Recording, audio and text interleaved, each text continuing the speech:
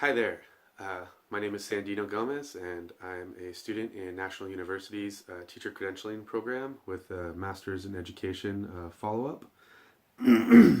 This is the fourth video in a series of videos designed to show what I've learned in my classes, as well as how I can apply them to the teacher performance expectations for the state of California as I prepare myself to become a inspired and dedicated professional teacher. Really looking forward to getting to that point and being able to share a lot of what I've learned. And these videos are designed to share that with you. So this is again the fourth in a series. It is based on the National University's class ITL 608, the design and the process of learning. This class really focused on looking at lesson plans and how do we make lesson plans, how do we create successful lesson plans that will meet the needs of all of our students, as well as their kind of considerations that we need to take into account to help them succeed, and how can we as teachers create great learning environments for our students. So we did this by using National University's learning map model. It has 6 stages or areas within lesson planning that it's important to consider as you plan your lessons, and then 4 stages of kind of lesson planning as well.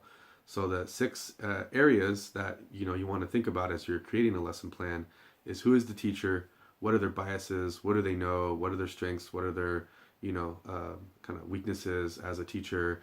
Really knowing who the teacher is and who is designing the lesson plan is an important consideration. Next, of course, and probably most importantly, are the students. Who are the students? Are they ELL? Do they have any kind of learning disabilities? Are there any IEPs or 504s within the group? Learning a little bit more about the socioeconomic status.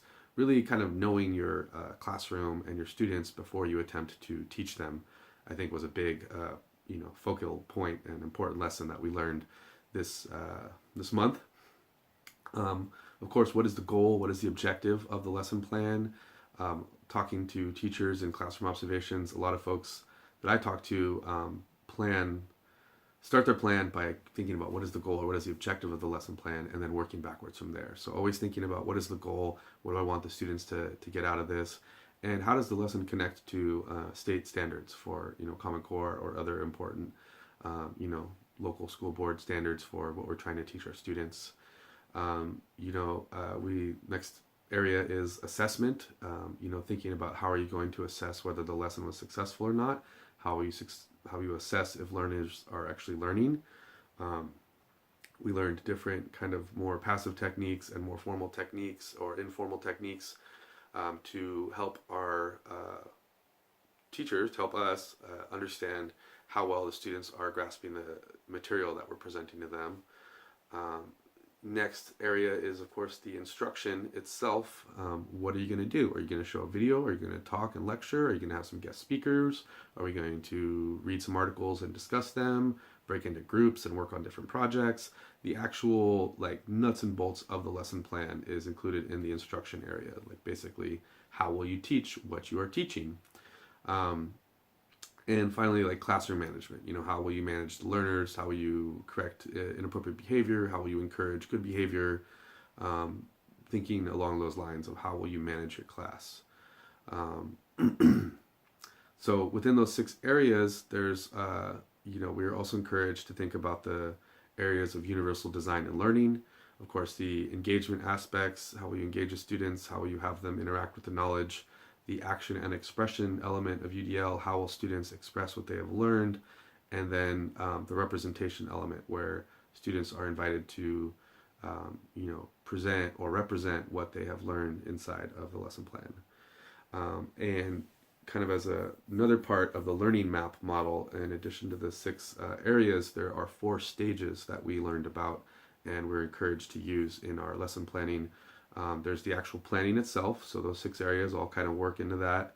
There's the teaching of the lesson plan. Okay, you've got a battle plan. How did the battle go? You're in the trenches, you're teaching in the classroom, you are actually doing the plan.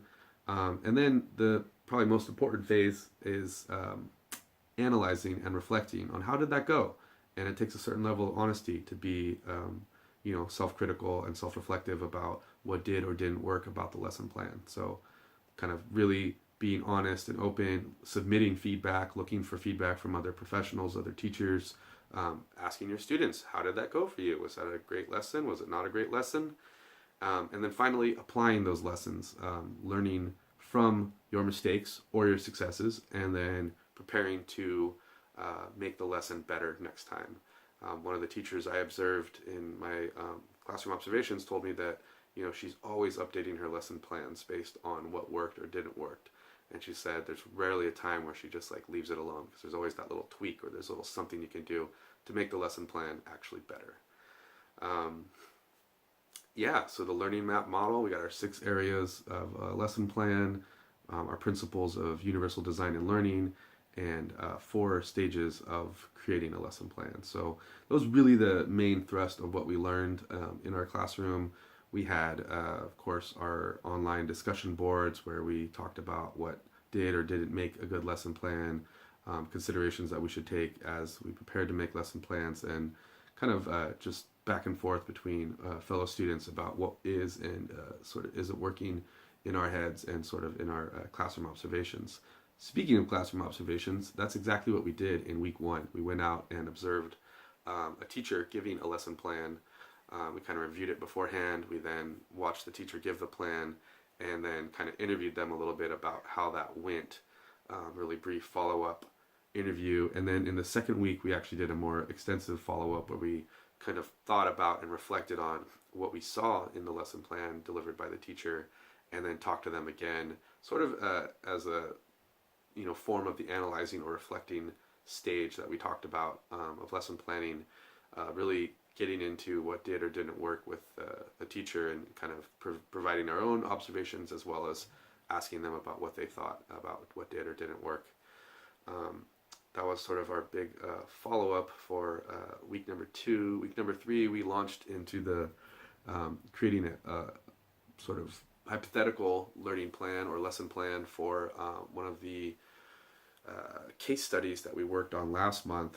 It was Mr. Jones's class, and it looked at a lot of different special needs students and asked us to kind of think about what kind of considerations we would make for them.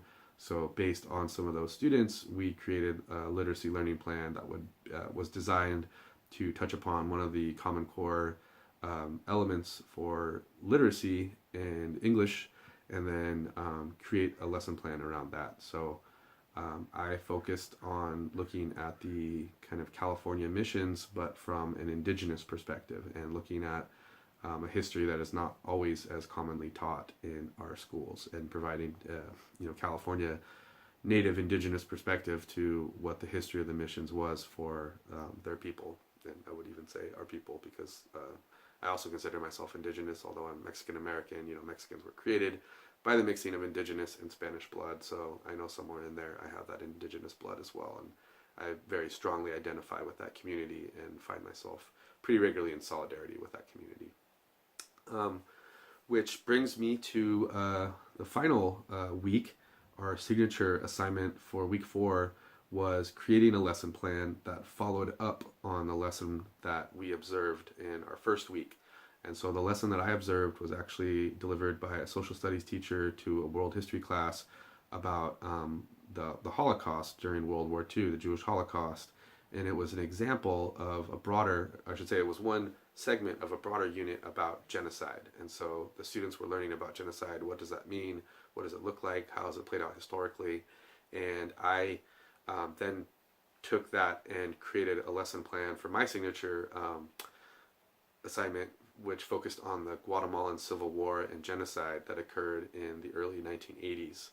The Civil War lasted 36 years, but there was a particular era that was considered genocidal in that Civil War, and hundreds of Mayan villages and thousands, estimates are up to 200,000 indigenous people were killed during that time by the military, and to a lesser extent by guerrilla fighters who were, that were fighting the government during the Civil War. But really, by and large, it was a huge, the army, the military, and essentially paramilitary death squads were involved in the killing of the Mayan indigenous people in Guatemala in the 1980s. I kind of created a historical understanding for the students using articles, guest speaker, and videos that I got from the internet regarding like the history of Guatemala. And then to finish the unit, I tied it together to today's headlines. As we all know, immigration has been a huge focal point in our national discussion for many years now, and I wanted to be able to connect the headlines and what's happening today in the news with the history that we just learned about. A lot of that, the legacy of that civil war has been a ton of migration and exodus out of Guatemala. A lot of indigenous people have left over the past 20 years, and as a result, we hear headlines about, unaccompanied minors arriving at the border, or, people seeking asylum because of gang violence, or people fleeing like poverty and lack of opportunity to come to the United States.